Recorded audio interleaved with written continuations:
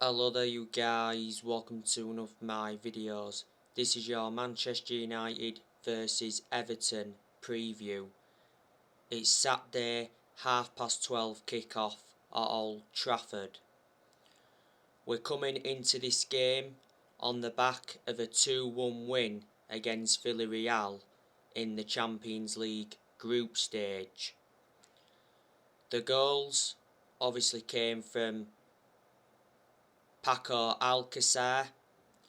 He scored for Villarreal. Manchester United's goals came from Alex Telles. It was a very good volley by Alex Telles. And Cristiano Ronaldo scored our winning goal in the 95th minute of stoppage time.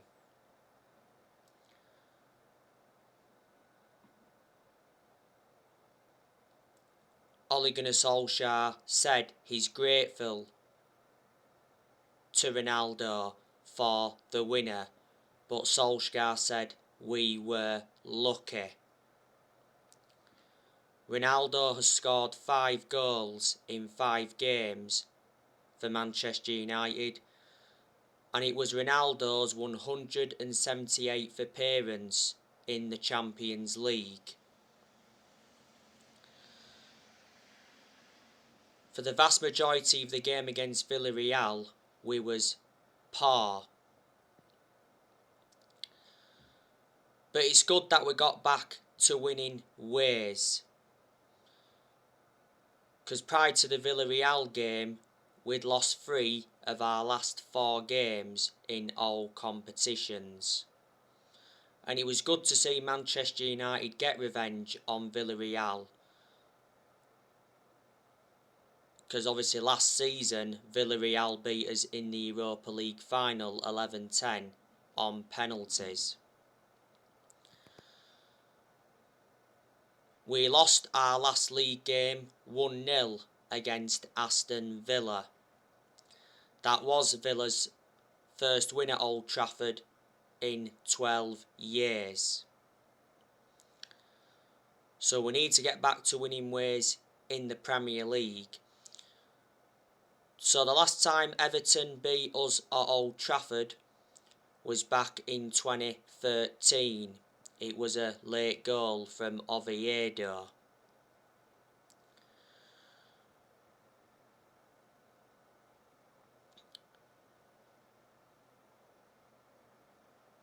Now Everton have got a good squad. Obviously one of their key players is Dominic Calvert-Lewin. He's out with injury at the moment. Manchester United have been linked with Dominic Calvert-Lewin before. Richarlison, he's another one of Everton's key players. Richarlison is also out with injury.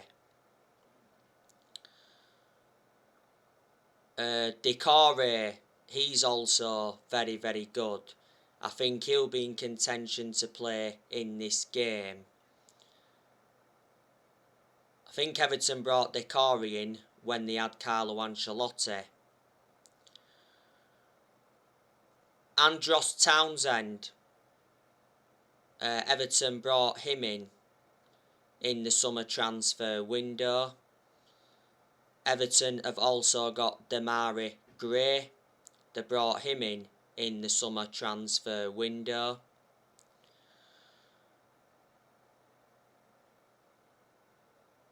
Everton have also got Anthony Gordon. Everton have also got Alex Iwobi.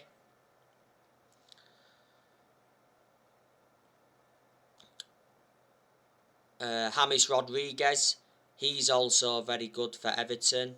I think he'll be in contention to play in this game. They brought James Rodriguez in last year. They brought him in under Carlo Ancelotti.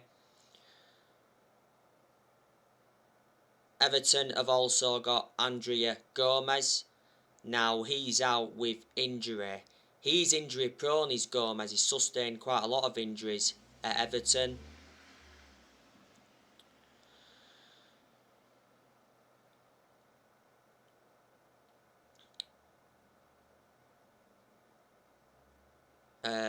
Everton have also got Fabian Delph. He's out with injury. Ben Godfrey, Everton got him from Norwich. They brought him in last year.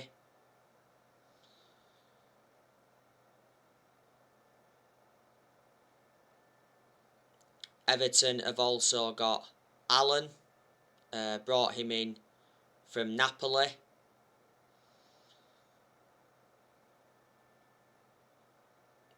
Lucas Digne, you know, he's a very, very good left back. I think he'll be in contention to play in this game. Everton have also got Michael Keane.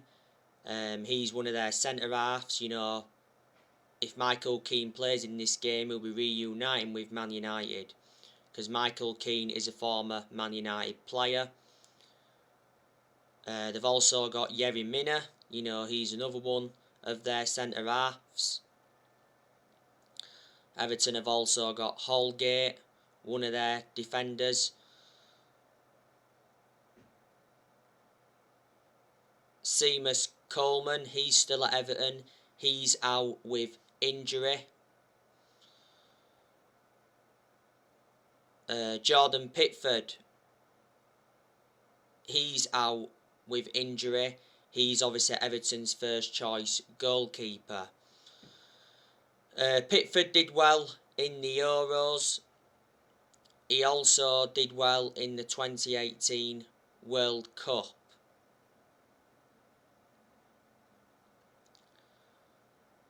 Everton have also got Begovic. They brought him in the summer transfer window. Got Begovic, was it from Stoke? Gaberman, he's also out with injury. Don't forget, Everton let Bernard go, and they also let Joshua King go.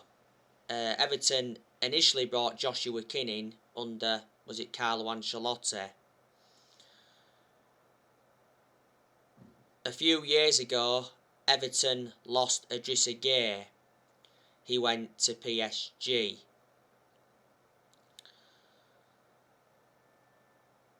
Now, Man United have done transfer business before with Everton. Don't forget, we got Fellaini off them back in 2013. You know, Fellaini did endure 6 years with us. You know, we did let Fellaini go back in January 2019. We also got Romelu Lukaku off Everton back in 2017. Lukaku endured a couple of years with us then. Obviously, we sold Lukaku to Inter Milan. Now, obviously, Lukaku's gone back to Chelsea. We also got Wayne Rooney off Everton back in 2004. You know, Rooney endured 13 years with us. You know, he's our all-time record goal scorer. How many goals did he get now? 251 or 252?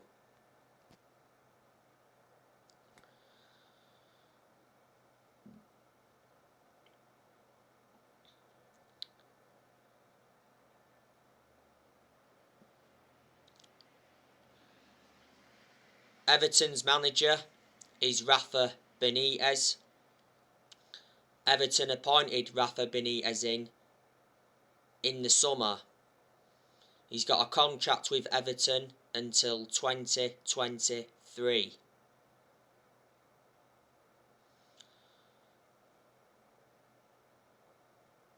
He's a good manager, is Rafa Benitez. You know, he's got a good pedigree behind him, because he's won a lot of trophies. Before Everton, you know, Rafa Benitez, you know, managed Newcastle. He actually won the championship with Newcastle, so he got him up to the Premier League. Rafa Benitez ended up resigning at Newcastle, if you do remember. Also, Rafa Benitez managed Chelsea before. He won the Europa League at Chelsea. Managed Liverpool a lot of years ago. When he was at Liverpool, he won the Champions League. He won the Super Cup when he was Liverpool manager. He also won the Charity Shield. And I think he also won the FA Cup.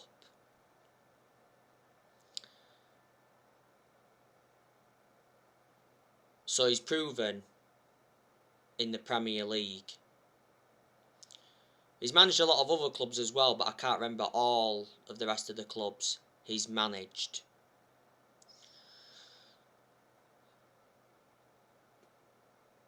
Before Rafa Benitez, Everton had Carlo Ancelotti. Carlo Ancelotti is a good manager. Ancelotti obviously left Everton at the end of last season because he returned to Real Madrid. Before that, Everton had Duncan Ferguson. He obviously came in as interim manager. Before that, Everton had Marco Silva. Everton obviously sacked Marco Silva. There was inconsistent under him. At one point, Everton had Roberto Martinez. You know, Everton were very consistent under him. And don't forget, they had David Moyes. David Moyes was a long-serving manager when he was at Everton. He enjoyed like an 11-year tenure with them. So there you go, and you know, Rafa Benitez is inheriting some players that obviously Ancelotti brought in.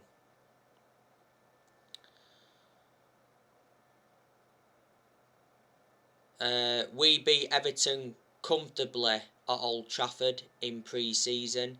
We beat them 4-0. That was actually our final pre-season friendly game. We drew with Everton at Old Trafford in the league last season, 3-3. You know, we were 2-0 up in that game, and obviously Everton overcame a 2-goal deficit. David De Gea made 2 mistakes in that game. He got heavily criticised for that. We beat Everton at Goodison Park last season 3-1 in the league.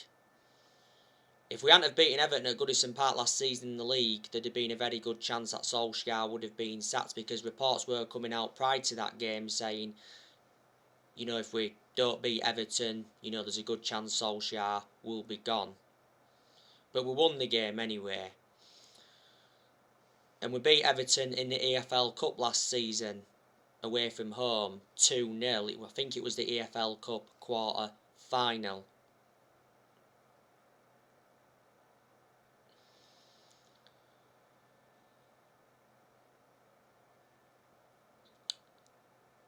Now, as you all know, Harry Maguire is out with injury. He's going to be out for a few weeks. Marcus Rashford still remains out, but Rashford is close to returning. Obviously, Luke Shaw has been injured as well. But I think Luke Shaw's now back. His was only a minor injury he sustained against Villa.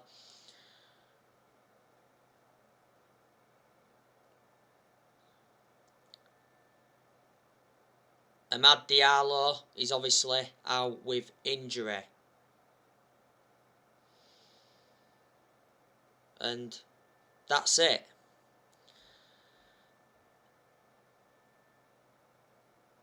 Everton obviously lost to Aston Villa 3-0 the other week. Everton also got knocked out of the Cup by QPR, was it, on penalties.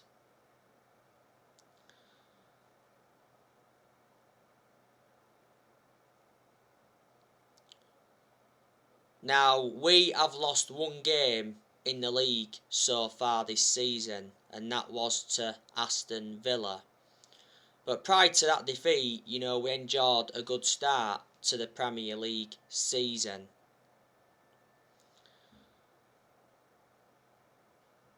Obviously, there is still Manchester United fans that are Ollie out, despite us beating Villarreal 2-1.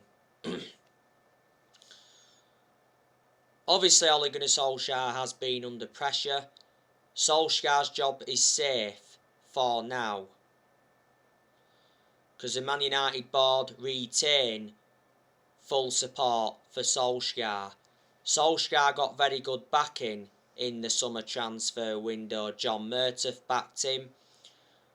John Murtough is our director of football, and we certainly made the right decision getting a director of football in, because I did mention that's one of the structural changes we needed at the club.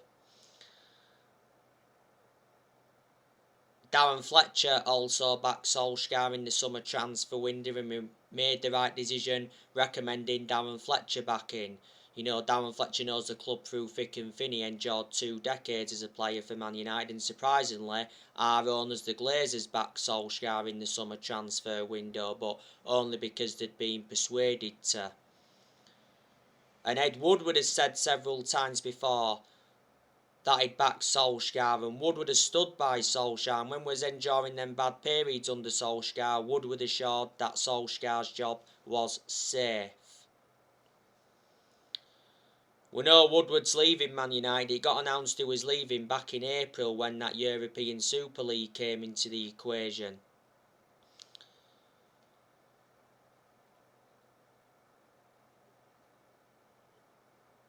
Woodward has had a 16-year association with the club.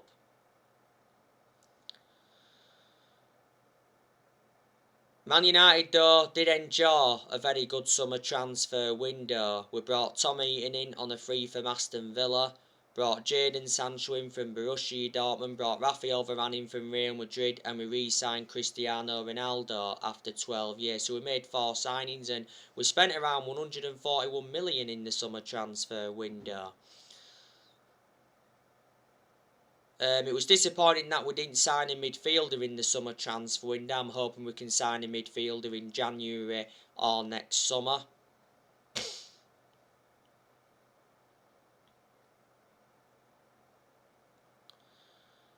And we only managed to sell one player in this year's summer transfer window, and that was Daniel James. We sold him to Leeds for 25 million.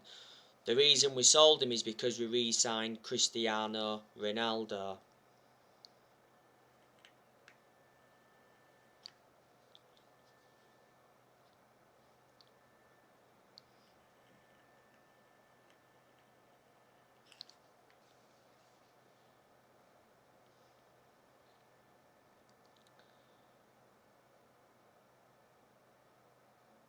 Solskjaer has to win a trophy within the next, 18 months to save his job. That's what Gary Neville reckons anyway. Solskjaer has not yet won a trophy as Man United manager. We haven't won a trophy since 2017.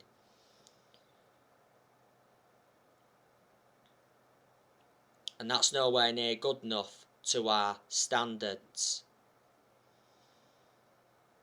Solskjaer did mention a few weeks ago that we must leave a legacy of silverware.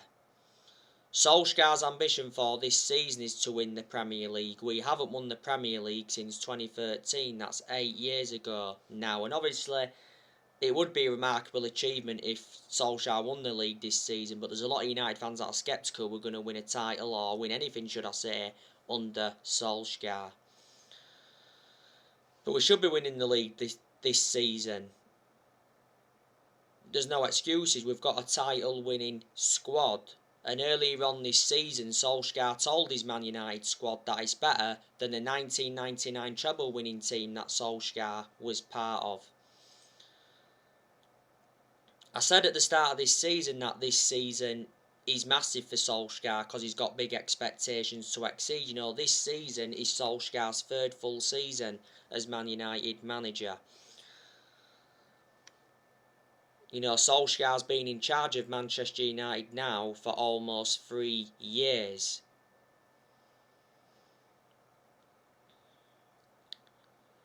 Obviously, in the summer, Solskjaer signed a new contract with the club until 2024.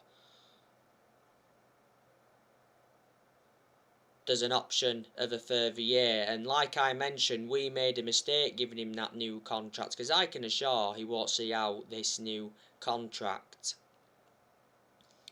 What we should have done is we should have waited until the midway point of this season or the end of this season to decide or not whether to give him a new contract. I think Ollie had like 7-8 months left on the 3-year contract to sign when he got the job permanently back in March 2019. But Solskjaer has to prove himself to become an elite manager. Ole has no proven pedigree. Obviously, before he was with us, he was at Molde. He won a few Norwegian titles with them, but they're not a big club. He enjoyed 2 spells at Molde, and before Molde, he was at Cardiff, and his record at Cardiff was absolutely disastrous. The reason he got sacked from Cardiff is because he got them relegated.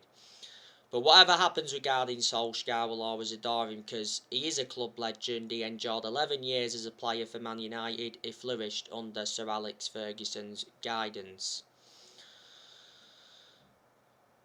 Solskjaer has managed over 150 games as Man United manager in all competitions. And I've said to you, this season Solskjaer's decision making's got to improve, because analysing the vast majority of the games he's managed at Man United, he's been tactically naive. But there's a lot of United fans that have got reservations about Solskjaer's decision making. But, I've got to give Solskjaer credit, because you've got to turn around and say he has done a pretty good job to say the current squad he was left with when he got appointed in as Man United manager. Solskjaer was inheriting a lot of deadwood. He's still inheriting some deadwood now. I didn't expect Solskjaer to do as well as he has done, so in that aspect I am shocked. I think Solskjaer has brought consistency back in certain aspects. He has made good signings as Man United manager. Solskjaer has signed 14 players at the moment, and we spent like 441 million under the Solskjaer era. Solskjaer's enjoyed 5 transfer windows as permanent Man United manager. Solskjaer's also got rid of a lot of players since he's come in, which he knew he had to do. He's got rid of quite a lot of players permanently. He's loaned quite a few players out as well. Solskjaer's got a lot of trustworthy in his young players. I like the way he develops the youth. In Solskjaer's first full season, he got us to 3 semi-finals, and he got us a third place finish.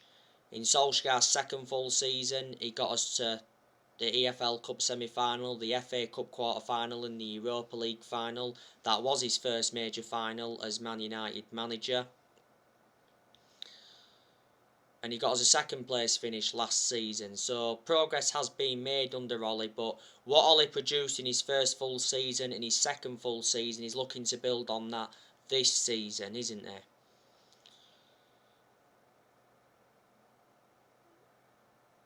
And Solskjaer's more or less given everybody their chances to express themselves, including the young players, like he showed he would do when he got appointed in as Man United manager. So they're the things you've got to give Ollie credit for.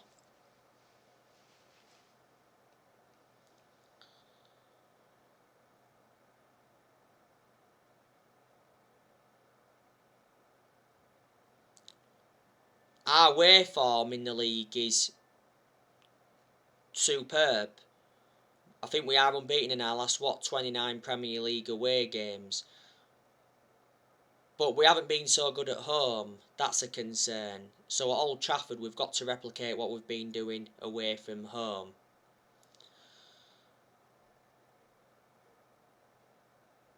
Solskjaer is our best manager since Ferguson, despite me criticising him a lot. He's our 4th permanent manager since Ferguson. Because obviously since Ferguson we sacked David Moyes, we sacked Louis van Gaal, we won the FA Cup under Van Gaal, and we sacked Jose Mourinho after 2.5 years, was it? You know, Mourinho won 3 trophies in his first season. I think he got us a 2nd place finish in his first season, so you can say Mourinho did enjoy one good season at Man United.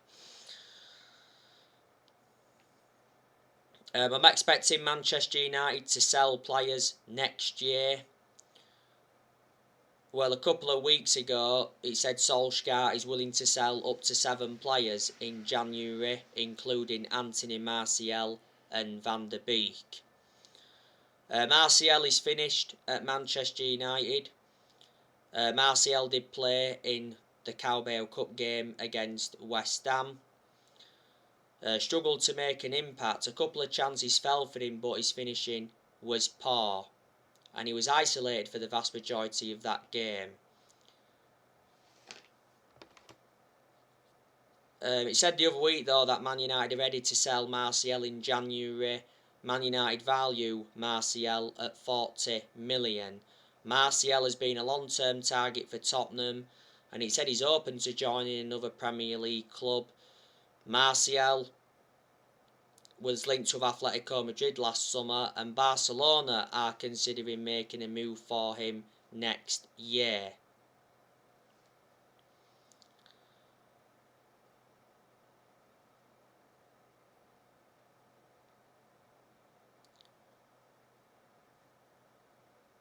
Before the start of the season though, it said Solskjaer refuses to sell Anthony Martial as he remains part of his plans. Martial could have gone on deadline day in the summer transfer window, but he rejected the chance to join Lyon on loan.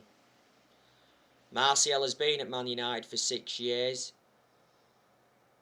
He scored 78 goals in 264 games in all competitions. Martial's got 3 years left on his contract. We got Martial in a deal worth 58 million from Monaco back in 2015. Last season Martial was out with a knee injury for a while.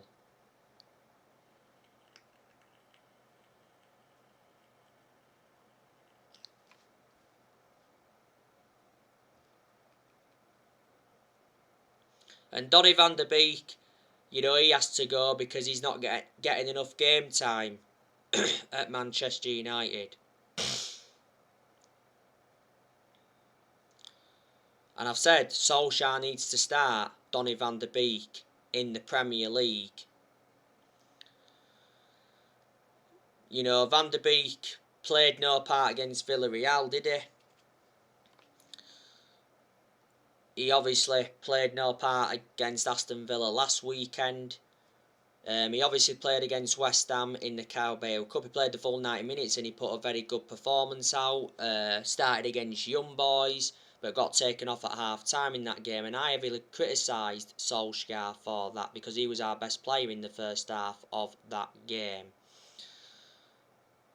Don't forget Solskjaer rejected Van der Beek's exit because Everton were close to signing him on loan. Many clubs have been in for Van der Beek. Don Hutchinson said the other week that he told Donny van der Beek he must leave Man United to save his career, and Paul Ince said that Van der Beek has absolutely no chance of staying at Man United. You know, this season is Van der Beek's 2nd full season at the club. A few weeks ago, Van der Beek's agent was doing a lot of talking. You know, we got Van der Beek in a deal worth 40 million from Ajax with add-ons included. He's got a contract with Man United till 2025 and he's versatile. He can play in 3 different roles. There's a good chance we'll offload Jones next year. There's a good chance we'll offload Diego Dalot as well. There's a good chance we'll offload Alex Telles To Tellez's credit though, he put a good performance out against Villarreal. He also put a good performance out against West Ham in the Cup the other week. Bailly could leave as well next year. I think we'll be offloading Lingard as well. Cavani could leave in January. If he doesn't leave in January, he'll leave at the end of the season. I can't say I want Cavani to leave though, because he's made an impact since he's come in, and Juan Mata will leave next year. Paul Pogba not too sure about him. Like updated you yesterday, it said Man United must sell Pogba in January to buy players. I hope Pogba can sign a new contract. You know, Pogba's current contract at Man United expires next summer. Before the start of the season, Pogba rejected a new Man United contract. I want Fred to leave next year, or whether he does or not, I do not know, because Fred isn't good enough to represent the club. So anyway guys, on my next video I'll be giving you my predicted 11 for this game. Drop your comments, likes below on the channel. If you do, consider subscribe as always, and take care. God bless. See you all again very, very soon.